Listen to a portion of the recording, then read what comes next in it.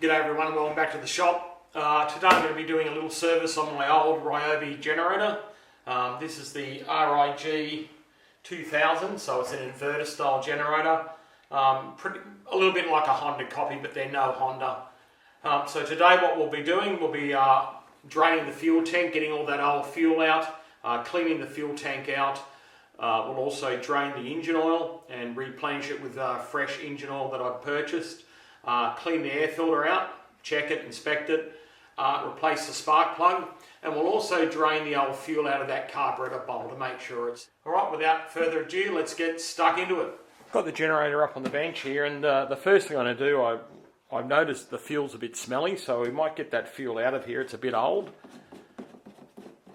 So in here, under the cap, they have a filter in there as well. And it's a little bit on the nose, so let's get the petrol out of it. Now I could tip it on its side, but I don't want oil getting up into the cylinder head, so I'll just siphon it out. It's running there quite well. And the colour's not too bad, but it does have a little bit of an odour to it. Right, well, let's get the fuel out of it. Now it's a little bit hard to get the camera in here to show you, but upon draining the tank, I noticed I had a fair bit of debris down in there. You probably won't be able to see that. I'll try and get a better camera angle for you. So I'll put the lid on here for a second just to make sure nothing goes in. I'll give this a little bit of a blowout. And of course the cap as well. Just make sure there's no rubbish in there, and I'll put that back on. For now, I might even give that another blow while it's on camera. Any debris out of there. Now I can tip this engine over sideways to get the oil out of it. Now the oil is located on this right hand side panel, so we've got to undo him. And here's our filler level over the back side here where I'm pointing, and hopefully you can see that a bit clearer now on the camera here. So that's the oil level. Now it's not too bad the oil, but we're going to change it and put some Penrite small engine 4-stroke oil in it. What I'll also do, you'll see this float bowl here, there's a drain cock here that I can drain and get any old fuel, stale fuel out of that carburetor bowl as well. Now I had noticed that this overflow tube here had actually popped out of the bottom, and it should actually be going through a black plastic hole down the bottom here. So what I'll do here now, I'll just crack this one here, and hopefully we can drain out the float bowl, and you can see the fuel draining out of the float bowl now. Nearly all gone. Might just tip him over a little bit to get the last little bit out. So all that old rubbish fuel's come out of that float bowl now. And now we can tip it over on its side and get the engine oil out of it. Now I usually like to do this once the engine's hot. However, in this situation I won't be, because I wanted to drain the fuel tank and everything like that first, and defeat the purpose of refueling it and then tipping it over, running the risk of putting petrol into the cylinder. Now this is going to be a little bit tricky to film because I'm one person here trying to do everything. I've got it up on the bench as I had before. I'm going to try and tip it over cautiously and try and drain that oil out of there. So I've just got to make sure it doesn't do a kung fu flip off the bench and put carnage everywhere. So here we go. Right, so I've got the funnel in there and we're getting all that old engine oil out now. See that there now, I've just had a little bit of an adjustment.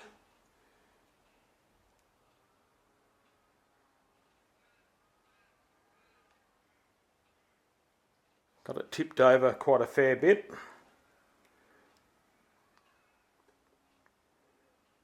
And there's probably 350 ml of oil in that engine, or close to 400 millilitres. So I've bought this engine oil today. This is Penrite 4 strokes for small engines, SAE 30. It's apparently supposed to be a premium mineral, but hey, who knows. And I've put in about 350 millilitres into this little jug here, which I'll decant into the motor. I've got my funnel, and I've got the engine tilted up on its side here, or the generator I should say, just so to ease with filming. Delicately tip this in here now, and be cautious not to spill it. If you pour these too fast, they will overflow on you quite easily, so I just like to dribble it in. Make sure you thoroughly clean your funnel and your little jug or decanting jug, whatever you're using. You don't want to have any debris or dirt or anything else in there.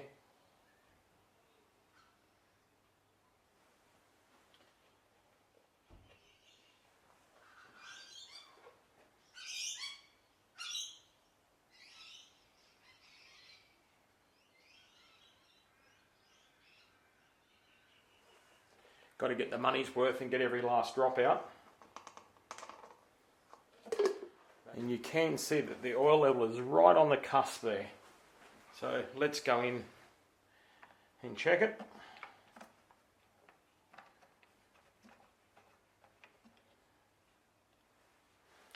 And it's probably a little bit low, but I'm going to leave it at that. It wouldn't be much though. Now, Ryobi do give you a warning. It has a low level engine oil light in here, so if it is low it will not start or it will conk out on you. The next thing we're going to do is take off the air filter box and just check it out. Right, this is just a single screw on this machine here. We undo this.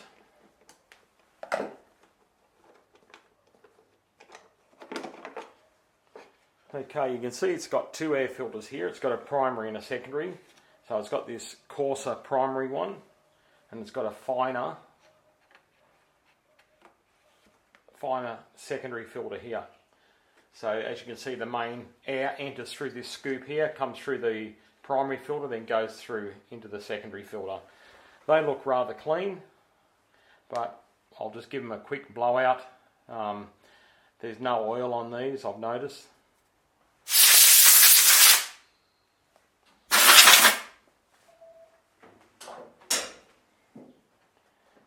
They were exceptionally clean.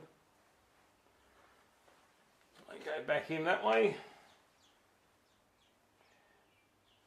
and you can see the way they go back in.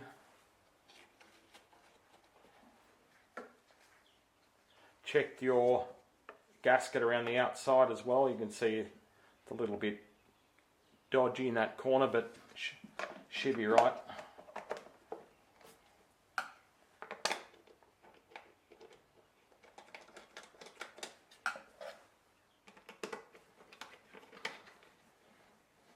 So off camera I took the lid off the airbox here again and just turned that primary filter around 180, and it seemed to go on a bit better. So now that we've changed the oil, we've refilled the oil, we've drained that float chamber there, we've checked the air filter, we can put this side cover back on. Now once the side cover's on, we can move over to the opposite side and remove the spark plug and put a brand new one in. Then I can fuel it up and give it a test run. Now the spark plug on this Ryobi inverter generator, it lives under this cover here. You're supposed to push in hard, but I don't seem to have the strength anymore, so I'm just going to pop it with my screwdriver, take it out. Spark plug lead is down in here, and it's got a big rubber boot around it to protect it, to stop debris falling into that chamber, which obviously is the fan to keep the engine cool. Now be very careful when taking out the spark plug. I like to use this is a 5/8 of an inch spark plug socket, but I like to use my socketed universal joint. So it's like a ball joint one, and that stops you from cracking the spark plug, tightening them up or undoing them. If I crack this one on the removal, I don't care because I'm replacing it, but on the new one I don't want to snap that porcelain shaft.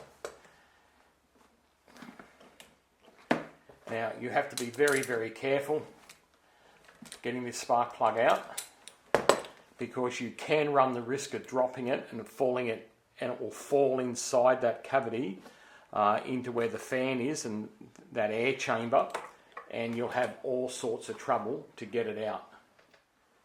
Alrighty, so this spark plug here, guys, this is an NGK plug. I like using NGK. I find I always have good longevity with them. It is a resistor type of plug. You can tell that by the R symbol.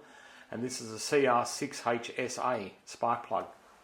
I've purchased a brand new one here today, and the Teddy tight asses, you can see here that they don't even supply that anymore. You've got to undo this one, put it on the opposite one. Alright, now I like to put a little bit of grease or anti-seize on the thread because this is going into an aluminium cylinder head, and you run the risk of it seizing in there, and every time you try to undo it, pulling the threads out. I've repositioned the camera for you and trying to show you just how deep you've got to get down into that cavity in there to get that spark plug in and out. Like everything in my shed, I have a leprechaun living in here and he's stolen my anti-seize, so I had to put just a tiny bit of grease on the thread. You'll also notice that I've just heated up a bit of tube and just shoved it over here so I got a good grip on that spark plug. You may want to know how I know that if you drop this you can run into trouble, because it's happened to me before, where I've dropped this and I've had to turn the generator upside down to get the spark plug out. So it's a real annoying thing to do. There we go, I've got that started. Now I can put my 5/8 spark plug socket on there to tighten it up. And we just want to nip this up, we don't want to go too crazy on it. There we go.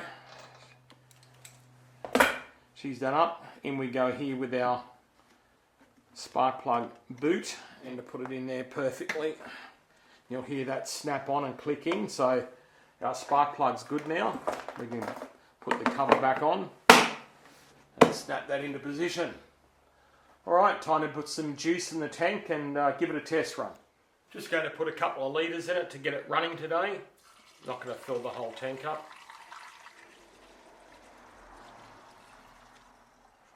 As I'm filling up out of a jerry can, I like to decant into this clear container, and that way I can check that I've got no debris in the fuel going in. And I can actually look through that and make sure it's all good to go.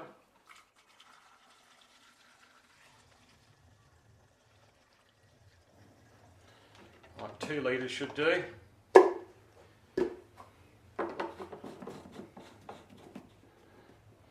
One thing they do state with Ryobi is not to use ethanol fuel, so cannot run on that E85 stuff. I just run 95 here at home and everything. Righto, let's get it started and let's see what she's going to do. So let's start it up now. Now if you've got one of these at home, it has got a little airlock here on top here, an air vent. So you've got to click it over to run. Now to test this out today, I'm going to be plugging it into my Bluetti power bank supply. Now you might say, well, why have I got this set up? I take this away camping with me when the wife and I go away, and a lot of times when you go to camping spots, we can stay at an unpowered site in a caravan park, and nobody wants to hear a generator running. So this comes with us everywhere camping, and I usually charge this at home off my solar system here during the middle of the day. But just for the exercise today, I'll plug it into the generator and just see if the generator can charge it. Righto, I've also got a meter over here which I can show you what voltage it's putting out and all that sort of stuff. So let's turn it on. I have got auto idle turned on and AC output is turned on. So we turn on the side switch here. I shouldn't need the choke now. Maybe I do.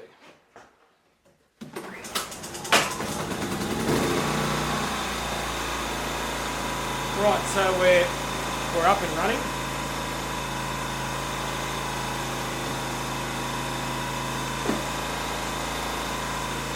Now due to this flap here on the generator, I can't plug this directly in to show you.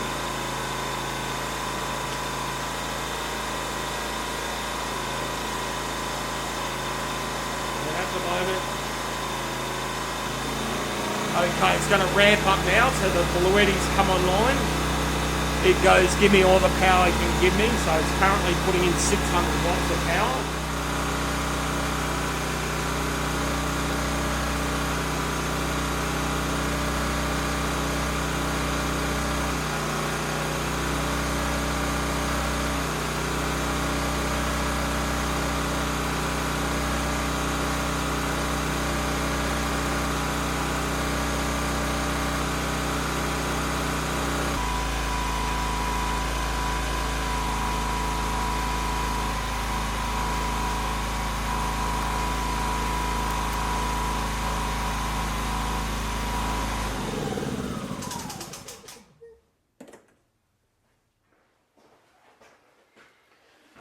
Hey guys, thanks for that today. Appreciate you following along. It's nothing too flash.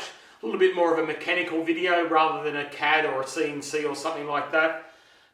However, it's a job that needed to be done, and I'm glad I could get it done here, and I want to take this up to the flying field tomorrow and use it. So hopefully it will go well. See you on the next video. Bye for now.